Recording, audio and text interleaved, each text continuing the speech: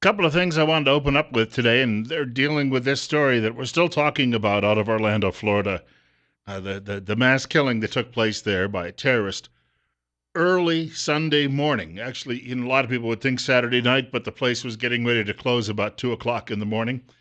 Came across something today at Eric Erickson's website, The Resurgent, and I know a lot of you Trumpists out there don't much care for Erickson because of his never Trump stand, but that doesn't mean Erickson is wrong about 100% of the things that he talks about. And he's spot on with this today. The new narrative, Omar Mateen was gay, not a terrorist. And he writes, the left simply cannot reconcile that a Muslim would kill a bunch of gay people at a nightclub. Only Christians are supposed to do that. After all, the left bends over backwards and forwards to show Muslims how tolerant they are. Leftists in chief, Barack Obama, will not even say radical Islam, so the left must push a new narrative. They haven't been able to square this, have they? That these are both protected classes among liberals, Muslims and homosexuals. So they haven't been able to square the fact that one member of a protected class went and killed, well, almost 50 members of another protected class. The terrorist was a closet homosexual with pent-up urges that led him to violence against gays. Out of the closet is the latest argument. Ignore that he was on the terrorist watch list. Ignore that the FBI had concerns in 2013 and 2014. Ignore that he called 911 and pledged loyalty to ISIS. So, this is all we need to know according to the media now, is he was just gay and he couldn't reconcile his own feelings and he had an outburst. Even if that was the case, he couldn't reconcile his own feelings because he was a Muslim and he came from a family where people were anti-gay because of their religious faith. All right, let's just make that point right away, but let's add a couple of other things. You may have just heard in the 8 o'clock news from Fox, as you were waiting for this program, that the guy's ex-wife says, yeah, he was gay. Folks, I'm not proud of it, but I have an ex-wife. And for the last 20 years, all she has done is badmouth me at every opportunity. She's the one who spoiled the marriage, but it doesn't matter to her. And she would go out of her way to cross the street and badmouth me today, 20 years later. When I was in court, fighting her in court many, many years ago over some issues. Some of the scurrilous things the lawyers used to make up. Obviously, she was giving them details of all sorts of crazy-eyed things. But people, when they get divorced, are often very angry, and they're angry for years and years and years to come. And they'll say a lot of things. So discount what the ex-wife has to say about Omar Mateen. Number two, we're told that he was casing Disney World, but he decided he wasn't going to do the attack at Disney World. But he'd been there checking it out to see what security was like, what safety was like, etc. So he decided to attack this nightclub. But he did his research. We're now hearing, well, people say they saw him there many times. Well, he knew that they did a gun check. For people who were going in, they did pat-downs. But he also knew that just before 2 o'clock, that came to an end. So he did his research by going there and visiting several times. That does not mean that he was looking to hook up with someone who was there. He was trying to find out when he could best enter the place and start shooting it up. And then we have some former coworker who says, well, Mateen reached out to me on a gay app. That means apparently there's an app on your cell phone you can download, and it's for a gay dating website. And the guy says, he reached out to me and he wanted to go out on a date with me. Again, he could have been doing his what we call 411, his research, his due diligence, trying to find out what these people were up to. All of these things make complete sense. But media is now trying to create a narrative and then trying to find whatever evidence it can to fit that narrative to the exclusion of all other evidence. This is a very dangerous thing news media is engaged in this country, but we shouldn't be surprised that news media now, newspapers in this country, survey says that they have hit an all-time low in public confidence, down to 20% among the American people. Go figure. And yet, they keep trying to put themselves out of business so they can carry the water for Barack Obama and their girl Hillary Clinton. Meanwhile, Hillary Clinton all of a sudden yesterday, remember, Hillary Clinton has been going around saying radical jihadism instead of radical Islam. Here's a question for you. Is there a non-radical jihadism? Jihad means holy war, which means you go out and you kill, maim, spill blood. There's no polite jihad. "Oh, I have come to your house. I am going to speak to you about my religious faith. I will not chop your head off, but I am on jihad." No, jihad is a nasty, brutish, violent thing. But Hillary Clinton couldn't bring herself to say radical Islam. This is from the Hill newspaper. Now, what I find is so many people in media are so enamored by her, just as they were with Barack Obama. They're doing for her what Monica Lewinsky did for her husband. The writer Amy Parnes, writing at the Hill. Revealing her more hawkish side, Hillary Clinton on Monday made a significant pivot by using the term radical Islamism to describe the terror threat posed by the Islamic State in Iraq and Syria. Clinton, after coming under criticism from Donald Trump, said she was happy to say either radical jihadism, a term she has used before, or radical Islamism to describe terrorist groups. So they're saying she did a pivot. That's it? Yeah, it's not a flip-flop, it's a pivot. You see, if Trump did something like this, he'd be a flip-flopper. But if you're a fellow traveler, the media says you did a pivot. Hillary's got lipstick all over her bottom today from that reporter, doesn't she? 8:13. Bill Colley with you on Top Story on News Radio 1310, KLIX, and NewsRadio1310.com. Hillary Clinton basically put an index finger in her mouth. She pulled it out. She measured which way the wind was blowing and said, "Aha! It's radical Islamism." This is from last night's special report on Fox News Channel with Brett Baer. There we go. I'll get that out. Brett Baer, and he's talking with Dr. Charles Krauthammer, and they're discussing her flip-flop, not her pivot, her flip-flop on Islamism. Here's what Clinton said December about this. So what's the problem with radical Islam? Well, the problem is that sounds like we are declaring war against a religion. And that, to me, is number one, wrong. Even though the qualifier radical is there? No, because, look, you know enough about religion. You've studied it. And there are radicals, people who believe all kinds of things in every religion in the world. And she reiterated that at a debate, a Democratic debate this primary season. We're back with the panel. The back and forth today, Charles. Well, on Hillary and the term radical Islam, what has changed between the interview and today? No Bernie Sanders. The campaign is over. She doesn't have to appeal to her left, so all of a sudden she discovers the term, which is the reason I really like completely cynical liberals who have no principles. They will occasionally get it right. With a principled liberal, they'll get it wrong every time. But with Hillary, as soon as it is now convenient, she will continue to say radicalism, which is a good thing. And one reason it's a good thing is what you guys were discussing about the attack on Barr. The fact is that unless you say what kind of extremism it is, you don't understand any connections. That's what makes Obama's refusal so incomprehensible. I saw a couple of what they call memes on Facebook last night. These are things where someone puts up a photograph. I'll tell you what, you put up a photograph with a clever saying on Facebook, it gets a lot more attention than any great long think piece you could put together because people don't have a lot of time anymore, or so they say. And so the pictures obviously mean a lot more to people. We're a visual culture. This one shows Kermit the Frog drinking some iced tea, and it says, Hillary said, if you are under investigation by the FBI, you should not be able to buy a gun.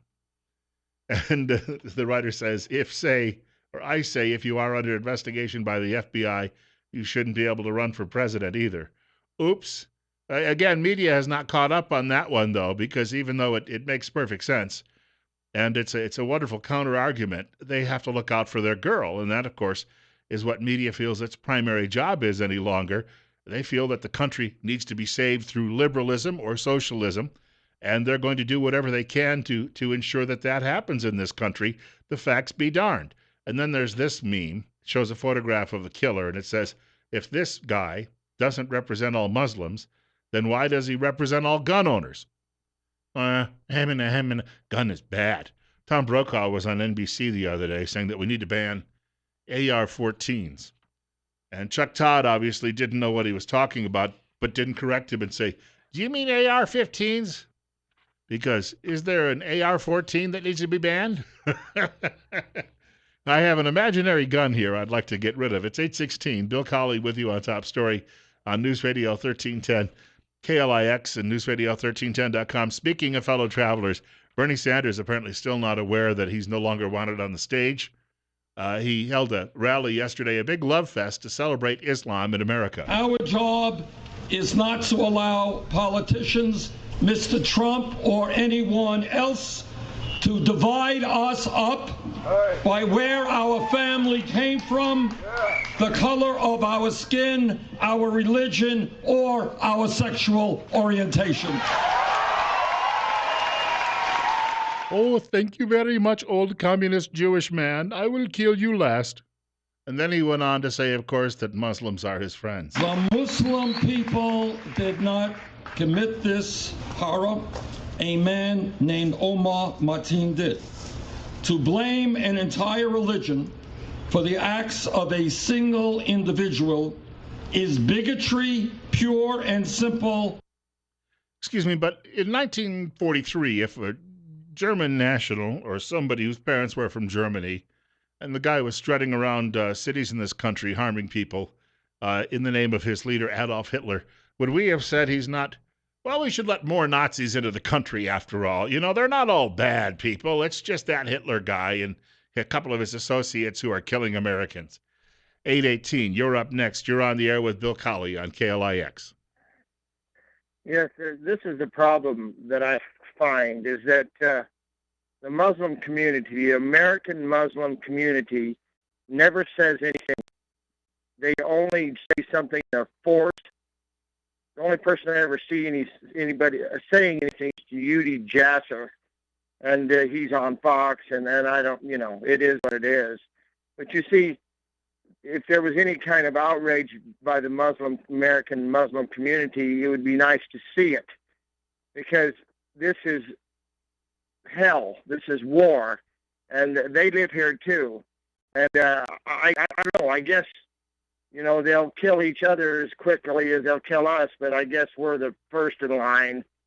So I don't know, Bill. That's my comment. Thanks. Hey, thank you much for the call. I look at it this way, and I know what's going on here with the president and with Hillary Clinton and with Bernie Sanders and their fellow travelers in the Democrat Party. If you're a Democrat, you're not likely to be a terrorist. Oh, you could be, but you're not likely to be a terrorist if you're a registered Democrat.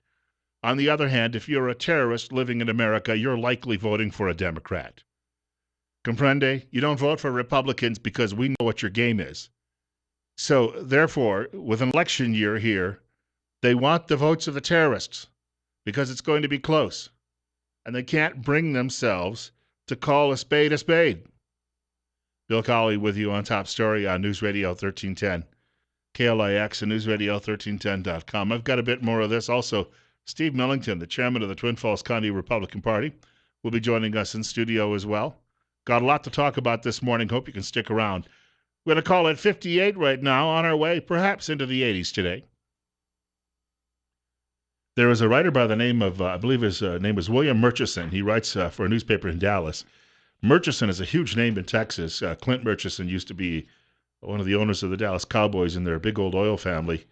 But he says that if anything has handed the election to Donald Trump, it's what happened in Orlando, because he said the Democrats are just flailing around and average Americans really know the score. Before I get to my caller, be very patient. I picked up the phone. You'll be on the air with me in just a moment.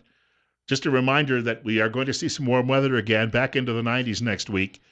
You better make darn sure that air conditioning unit is up to snuff. Whether you need repairs right away or just would like to avoid problems, call the professionals at Ramsey Heating and Electric. Make sure the job is done right the first time and set yourself up for a great summer. Now, you can see them at 2600 Overland Avenue in Burley. I was in Burley the other day, and I will tell that person who once called it the armpit of Idaho, it's actually a very nice little town. I really enjoyed it. You can give them a telephone call at the shop, 678-0459. That's Ramsey Heating and Electric, where they sell warm winters and cool summers. Ramsey Heating and Electric. Caller, you're up next. You're on the air on News Radio 1310 KLIX and newsradio1310.com. My comment is I'm going to follow the earlier caller that talked about the Muslim Americans that don't get up in arms about their fellow Muslims slaughtering people. I've read a little bit in the Quran. I like to know a little bit about what I'm talking about. And it talks about the infidel. And that, the infidel must be destroyed.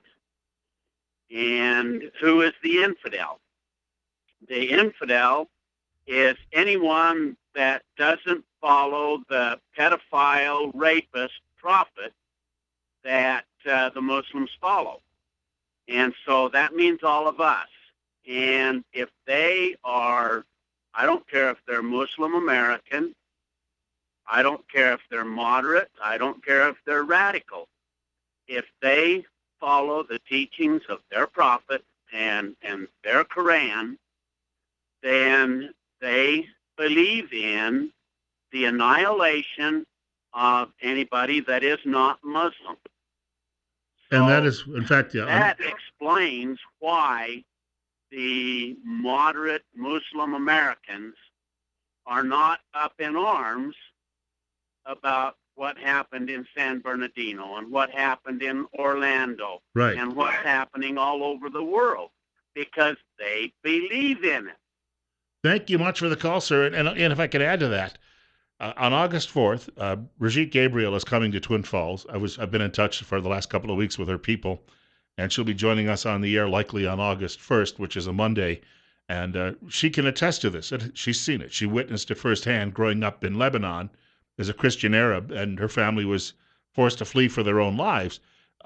You may have peaceful Muslims, but to sit here and say that their religion is a religion of peace is, I think, a little bit disingenuous. So yes, you have Muslims who themselves are peaceful people, but if they really follow the tenets of the faith, then we got a problem with them. Because even in places around the world hundreds of years ago where they conquered people, they forced you to pay a tax if you wanted to practice your own faith, and you had to do it pretty much out of the public eye. So yes, we're dealing with all of those issues, and unfortunately, people in politics who they want to be politically correct, and they want to appease the newspaper crowd, and they want the votes. They can't bring themselves to talk about these things. It's 8:27. Trump, by the way, according to this fellow Murchison writing in the Dallas Morning News, he says, powering the Trump phenomenon is considerable yearning for a time when government could be counted on to fulfill its basic duty toward its citizens, the duty of protecting them from harm. And frankly, the Democrats aren't doing it. Republicans know this, right, Steve Millington? That's correct. We got that figured out. And one of the interesting things is, I call it government responsibilities and government overreach. And I think in today's environment, we have crossed the line. Government responsibilities are no longer on the page. It's just how far can government overreach their boundary, and the people continue to accept it. We have to be vigilant and careful about allowing the government to just step in and take over this and take over this and take over this. And one of the things, that this is really crass, and I'm sorry, but the bodies were not even cold yet in Orlando. It hurts me to even say that. When they start screaming for more gun control. Guns don't kill people. And people do. Paul Ryan called for a moment of silence last night. I couldn't believe that. And then they shouted him down and stomped their feet and walked out. And I watched that and I said to myself, holy cow, this cannot be happening in this country. What kind of people are they? Oh, man, what have we done wrong? Remember, they booed God at their convention 4 years ago. That's right. I forgot that part. They sure did. They, in reference to God, and they just, the convention went crazy, booed and shouted it down. So, we want to take just a moment to recognize those people who were killed. This is a horrible event, a moment of silence. They stomp their feet, they get up and walk out, and they're screaming and like a bunch of 2-year-olds on a playground. Looks like those films from the Taiwanese parliament where they get up and they all start throwing fists. Yeah. Once in a while you see even in the British parliament where they'll jump up and bang somebody in the face. But we've got to take a short break. Oh, boy. Maybe we better take a long break this time, Bill. More with Steve Millington coming up. He's the chairman of the Twin Falls County Republican Party. It's 8:30. It's 57. You're listening to Top Story with Bill Colley on News Radio 1310 KLIX and NewsRadio1310.com.